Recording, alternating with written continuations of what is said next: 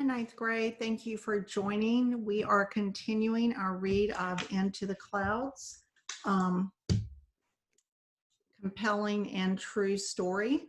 We are beginning today on page 126, chapter 11. So a new group trying to reach the summit of the second highest peak in the world. And interestingly enough, the title is No Superstores. We're going to kind of backtrack a little bit. I read part of this last week, page 126, but we're going to start there on page 126. To Charlie Huston's kids, Penny, Robin, and David, it felt like Christmas had never ended. In the spring of 1953, boxes arrived almost every day at their house in Exeter, New Hampshire. Each box had a new curiosity inside. There were ropes and metal clips called carabiners, boots with rubber cleats and crampons with 2-inch metal spikes, fluffy down jackets and wool socks that looked like they had been made for giants. Then there was the food, exotic food, magically transformed from its natural form into something else. For weeks, the Huston kitchen had been a testing lab for a very strange feast.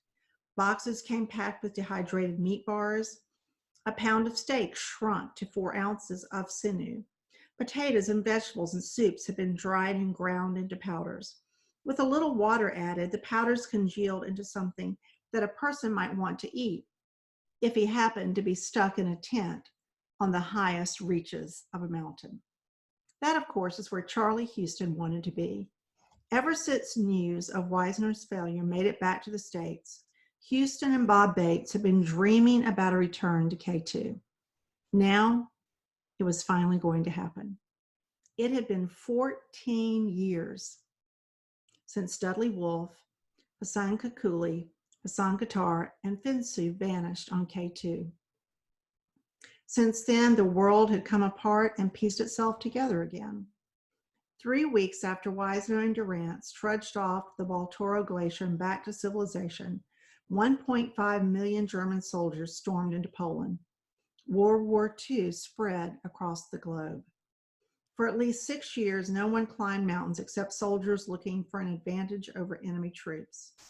During that time, at least 30 million people died on the battlefield and in German prison camps. Entire cities were leveled by firebombs. It was enough to make most of the world forget the deaths of one wealthy American adventurer and 3 professional mountain porters from Nepal. But Charlie Huston remembered. One evening in 1940, while war raged across the ocean, Huston heard the whole story from Jack Durrance. Durrance had been back for several months, and the nightmare on K2 haunted him. He came to Exeter and spent hours slumped in a chair recounting the ordeal. He talked without emotion. He looked like a beaten man. After they left base camp, Durrance and Wisner had spent nearly 3 weeks trekking back to Srinagar. Wisner was completely spent. Some days he stopped in the middle of the trail, collapsed on a rock in the sun, and napped. All the while, Durrance and Wisner kept their distance. They spoke just enough to put together a report to the American Alpine Club explaining the disaster on the mountain. When they got to Srinagar, Cromwell was waiting for them. He read the report and lashed out in anger at Wisner. The report blamed no one, but Cromwell thought he knew beyond a doubt who was responsible. Wisner had let Dudley Wolfe climb far higher than he should have and then left him behind when he couldn't get down. Cromwell told Wisner to his face that he should be charged with murder. Then he fired off a letter to the AAC telling his side of the story. Durrance realized they could be heading for a vicious public battle over what had happened on the mountain. He sent a telegram to George Sheldon telling him not to talk to anyone about the expedition. He said goodbye to Wisner, who boarded a plane to Egypt before coming home.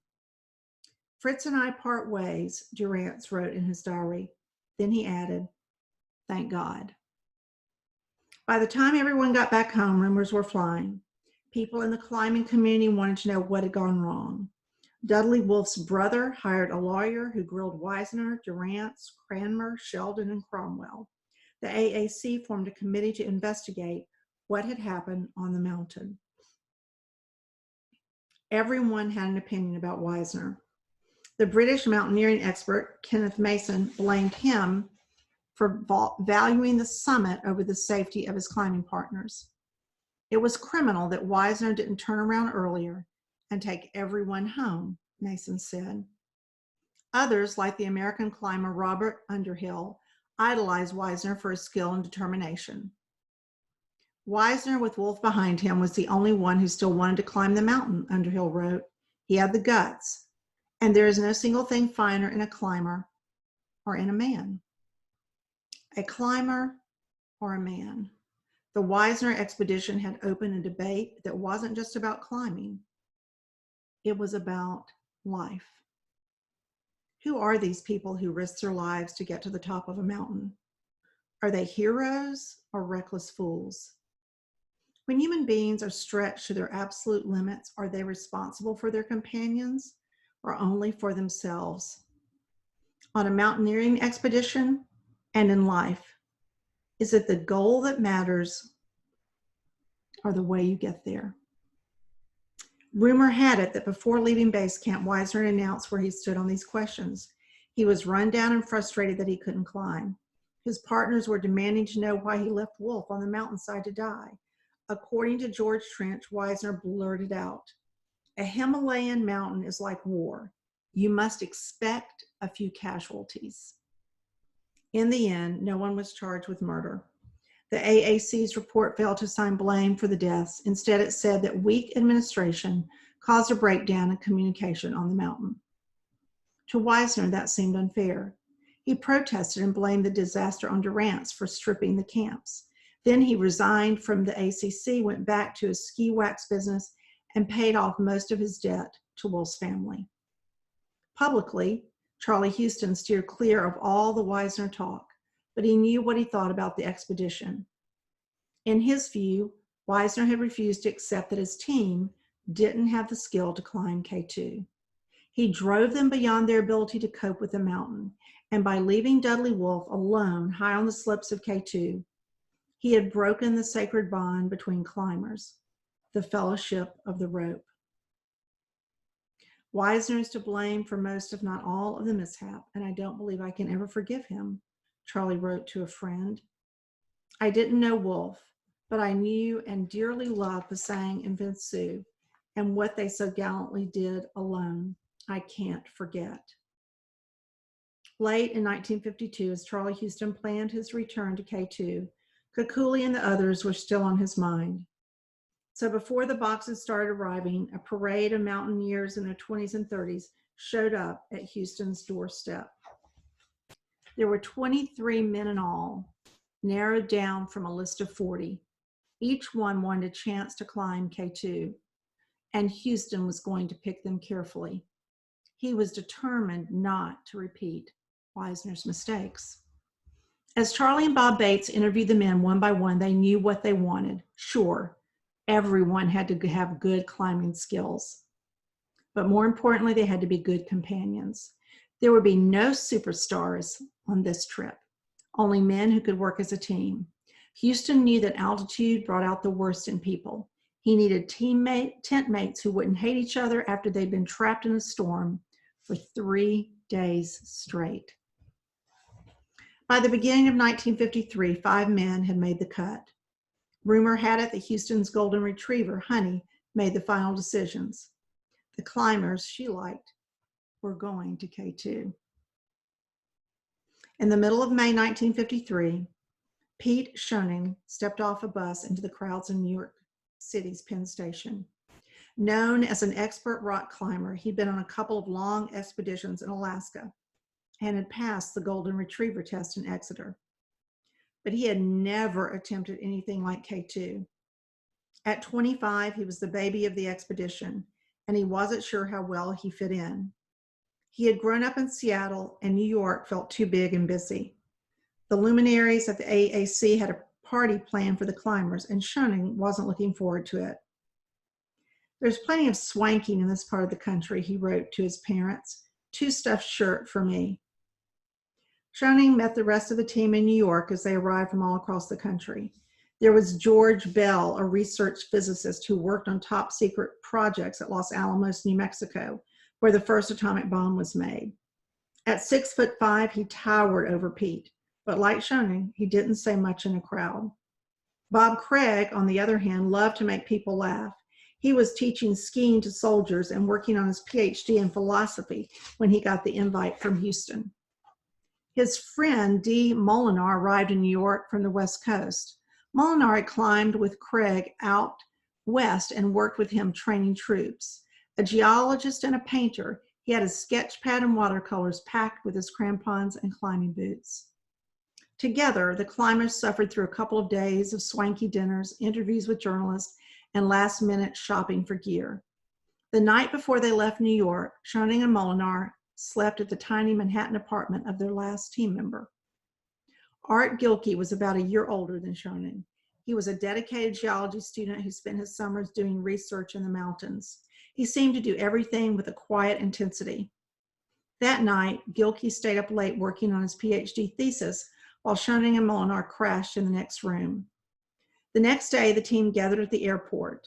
They were happy to be done with their time in New York, but when they finally got ready to board the plane, their suitcases were too heavy for airline regulations. They had to pull out 240 pounds of gear and stuff it in their pockets and carry-on bags. As the plane lifted off, no one was more excited than Charlie Huston. It had been a long time coming, but he was finally going back to K2. Huston had spent World War II working with fighter pilots, and sometimes at the military base, he would imagine himself in the Himalaya. When the low clouds are gray and stormy, he wrote to Bates in 1942, and the rising or setting sun picks out a snowy white thunderhead high above and makes it look like a great Himalaya from Darjeeling or Kashmir, well, when that happens, I just about burst into tears. Huston still believed that the challenge of climbing was more important than the goal. He loved the mountains for their beauty, for the physical tests they posed, for the friendships made there, but he also desperately wanted to get to the top. The war had been over for 8 years, and the race for the 8,000-meter peaks was on again. In 1950, the first of the giant mountains had fallen. The two French climbers lost fingers and toes doing it, but they made it to the 26,545-foot summit of Annapurna. As Huston and his team crossed the ocean, a British expedition was making its way up Everest. K2 was the best hope for the United States. In January, the Boston Globe had run a story about the expedition. For the Americans, K2 must do, read the headline. Huston, who took everything he did seriously, felt the pressure. We will try to let nothing short of a world war stop us, he wrote to the head of the AAC. A few seats away, D. Molinar knew it would take a lot less than that to stop him. He already missed his wife, Lee, and his little daughter, Patty. Lee was proud that he'd been chosen for the team, but she was reluctant to see him go. Be careful, she said to him when he left Seattle for New York. Don't take any chances. Stop there, and we will begin on chapter 12, on page 137 tomorrow. Thank you, ninth graders. Hope you're enjoying this book. I certainly am. Take care of yourselves. See you tomorrow. Bye.